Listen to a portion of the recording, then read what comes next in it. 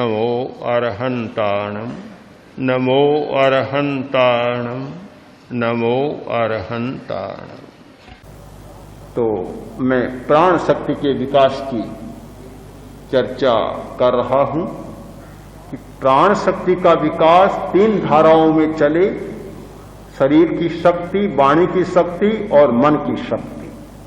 और उन तीनों धाराओं को विकसित करने के लिए श्वास का बल बढ़े, श्वास की शक्ति बढ़े, और उसका एक उपाय हो सकता है यह दीर्घ श्वास का प्रयोग। जैसे जैसे दीर्घ श्वास का अभ्यास बढ़ेगा, श्वास का बल बढ़ेगा, और जैसे जैसे श्वास का बल बढ़ेगा, मनोबल भी बढ़ेगा, वाणी का बल भी बढ़ेगा और शरीर का बल भी बढ़ेगा।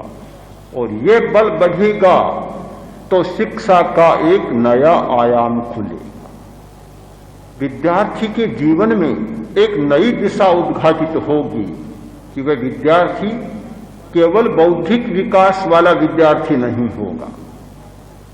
बौद्धिक विकास बहुत जरूरी है, पर कोरा बौद्धिक विकास पर्याप्त नहीं है, उसके साथ और बातें भी चाहिए। बुद्धि का विकास तो बहुत है, शरीर साथ नहीं देता। क्या होगा? आज ही हमने एक व्यक्ति को देखा जिसके पास धन बल बहुत है, करोड़ों की संपत्ति है, पर शरीर बिल्कुल बेकार हो रहा है, इतना रुग्ण हो रहा है।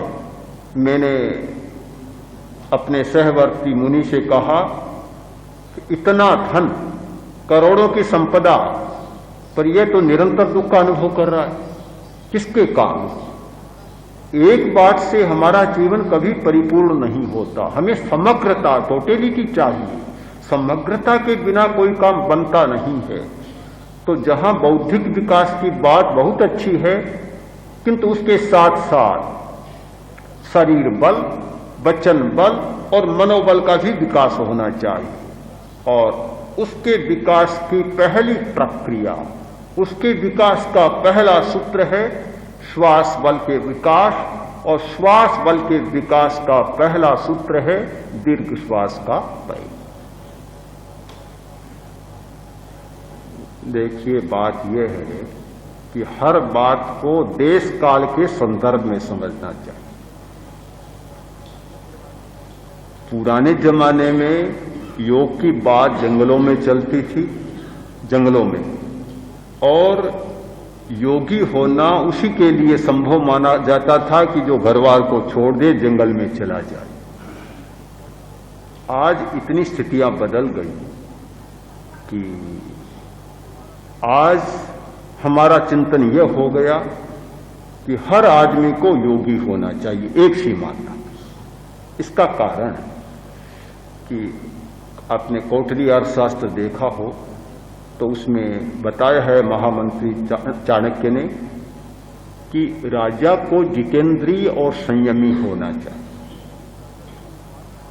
एक राजा के लिए बात थी बस, किंतु आज तो हर व्यक्ति उस स्थिति में आ गया, क्योंकि प्रजातंत्र में राजतंत्र बदल गया और अब दायित्व की बात हर नागरिक पर आ गई, जिसे वोट देने का अधिकार है।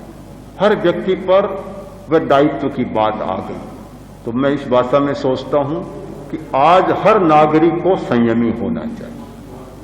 अगर हमारा राष्ट्र का नागरिक संयमी होता है तो प्रजातंत्र का विकास होगा, और वह संयमी नहीं है तो जैसे राजा के असंयम में प्रजा की दुर्गति होती थी, वैसे ही नागरिक के असंयम के कारण और दायित्व बोध के अभाव के कारण राष्ट्र की दुर्गति होती है। इसलिए एक सीमा तक आज के व्यक्ति को योगी होना चाहिए। अच्छा, दूसरी बात कि जहां राज्याश्रय की बात है, हम लोग इसमें विश्वास नहीं करते कि भी राज्याश्रय, और हम इसे पसंद भी नहीं करते और न लेते हैं। हम किसी भी प्रक्रिया में राज्याश्रय लेना नहीं चाहते, किंतु बात एक दूसरी है कि जब ये चलता है कि शिक्षा में परिवर्तन होना चाहिए, हम अपना विचार प्रस्तुत करते हैं, कभी परिवर्तन केवल बौद्धिक समाधान से नहीं होगा। हमारी जो पद्धति है प्राचीन, कि बौद्धिक और प्रायोगिक दोनों बातें चलनी चाहिए। तो जब किसी को ये बात अच्छी लगती है तो वे अपनी व्यवस्था जुटाते हैं, सोचते हैं कि ऐसा भी उपक्रम और परीक्षण होना चाहिए, तो अपनी आयोजना करते हैं। इसमें हमारा कोई लेना देना नहीं है, न हम राज्याश्रय लेते हैं किसी का। मैंने अभी जो पुलिस का शिविर हुआ तो उसके आयोजक हैं जो स्पेशल आईजीपी गुप्ता जी, उनसे पूछा कि आपके मन में ये पुलिस का शिविर करने की बात कैसे आई? हमने तो कोई प्रेरणा नहीं दी कि आपको ये करना है। आपने स्वयं हमारे सामने प्रस्ताव रखा, जब आचार्य श्री यहाँ थे उन्होंने ये बात रखी, तो आपके मन में ये बात कैसे आई?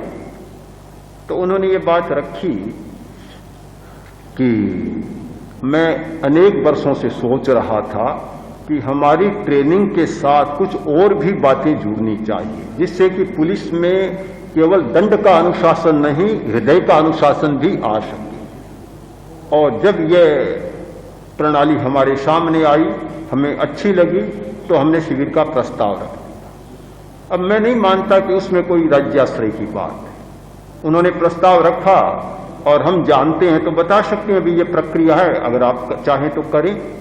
और मैंने पहले दिन वहां पुलिस शिविर में कहा, आप आए हैं एक व्यवस्था के आधार पर, अगर व्यवस्था की बात को दिमाग में रखकर अभ्यास करेंगे तो बिल्कुल आप असफल हो जाएंगे।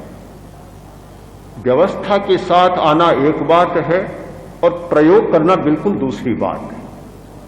अब व्यवस्था के साथ बहुत सारे वैज्ञानिक विदेशों में जाते हैं, ट्रेनिंग लेने के लिए जाते हैं।